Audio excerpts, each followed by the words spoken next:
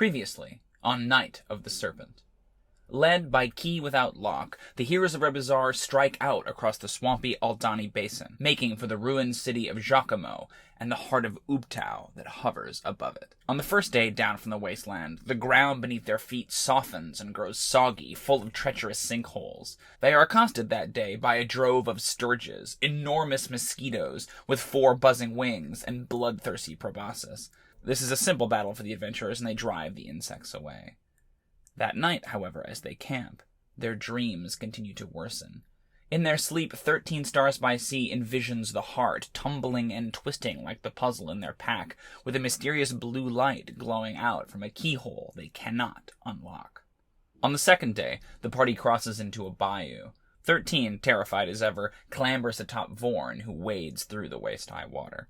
Gûlwyf and Locke, surprisingly, capably swim through the swamp, while Heck flies overhead.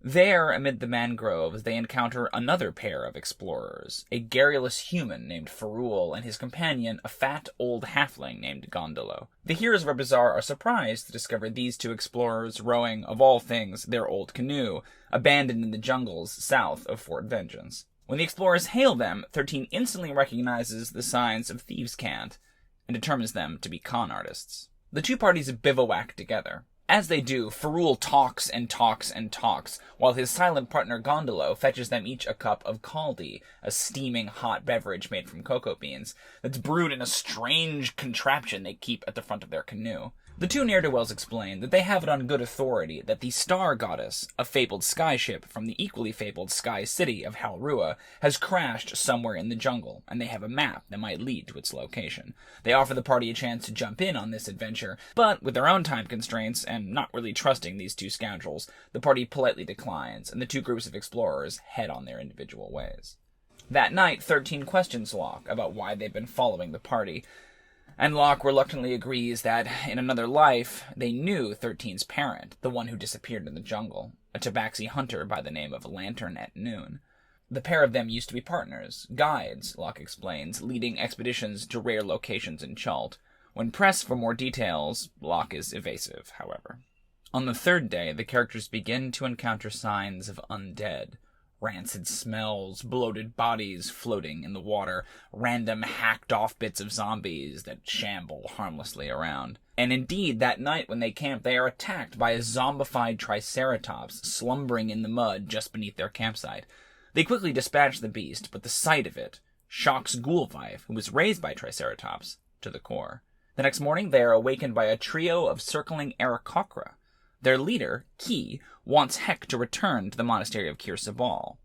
Apparently Ashara, the monastery's headmistress, has been keeping magical tabs on Heck, and noticed that twice in the past 3 days he's fallen unconscious. Despite their orders to return with Heck, the 3 aarakokra depart unsatisfied, but not before Heck attempts to convince them, unsuccessfully, to carry away the Eye of Zoltek with them when they go. On the 4th day, the party approaches the floating gardens that ring the city of Giacomo. Giacomo floats at the center of a lake, a massive man-made island of shrines that now lies in ruins. Designed as a labyrinth in elaborate tribute to Ubtao, the city was once thought impregnable, until Rosnisi sacked the place with his undead army. As they cross the floating gardens, they are attacked by mantraps, enormous carnivorous plants that spring up out of the topsoil to swallow their prey. Vorn is swallowed, but only up to the thigh, while both 13 and Locke are swallowed bodily. Gûlwyf and Heck discover, however, that there's no real way to attack the plants without attacking their companions trapped inside. In this way, Locke is nearly killed, and only rescued at the last minute. It's quite a near thing. That night, Locke reluctantly reveals that 13's parent is likely dead. They were caught in a tomb trap in the secret city of Omu on their previous expedition. Locke didn't want to be the one to tell 13 this, for they felt somewhat responsible for Lantern's fate. That same night, as they camp on the floating outskirts of Giacomo, they hear a familiar sound. A horde of undead, many hundreds in number, ravening its way through the city's streets. What's more, as they sleep, Heck notices a strange blue light glowing from the summit of one of the towers that rings the center of the city. But when he tells his companions, none know what it might mean. The next morning, the heroes devise their plan. They will leave Vorn and flowers outside the city in the floating gardens to guard the Eye of Zaltek. They will commandeer a riverboat and use it to creep into the city. They must navigate the labyrinth to reach the center of the city, all the while avoiding the undead hordes and devising some means to reach the Heart of Ubtao, where it hovers 300 feet above the city streets. And that's where we stopped. That's where we ended the session. So how did the session go? I thought it was a pretty sort of standard overland adventure, the kind of adventure you use to break up the more climatic points, which I think is nice and refreshing because we've had so many of them recently with both the Gnolls and the Night Hag. Let's go through it real quick. The Sturges were obviously a throwaway encounter just to show again how powerful Vorn is. The Triceratops was also kind of a throwaway, but it was mostly there to freak Gûlwyf out. But it was the mantraps that were the real juice. They are different from how they're presented in the book. In the book, I think they just have like a sweet smell, which felt very similar to me to the yellow orchids. So I added a trait where once a creature is swallowed by a mantrap, any damage that's dealt to the mantrap is actually split between the monster and the swallowed creature. It made the encounter a lot more deadly, but what I liked about that is it didn't make the monsters more deadly. It suddenly became about tactics and what they were going to do. I don't want to say I was targeting Heck, but it was a situation where he couldn't just open fire on these things and nuke them, because once they'd swallowed several of his companions, he had to weigh his massive damage output against how much he'd be dealing to his companions. So I thought that was pretty effective. Again, just trying to change the rules a little bit, shift the ground. Let them have some encounters where they can just demolish their way through, but let them have some where they have to think their way through or solve the puzzle. I personally really enjoyed Ferrul and Gondolo, the two NPCs that they met on the way. These are two of the guides that are presented in Tomb of Annihilation, and they came like this close to meeting them at the Thundering Lizard, but the timing just didn't work out. I think it was Kay who commented afterwards they had a very Road to El Dorado vibe, which I was really, really happy with. It was kind of what I was trying to go for. Sort of the two-partner roguish adventurer, Fafhrd the Grey Mouser kind of approach, and I thought it worked really well.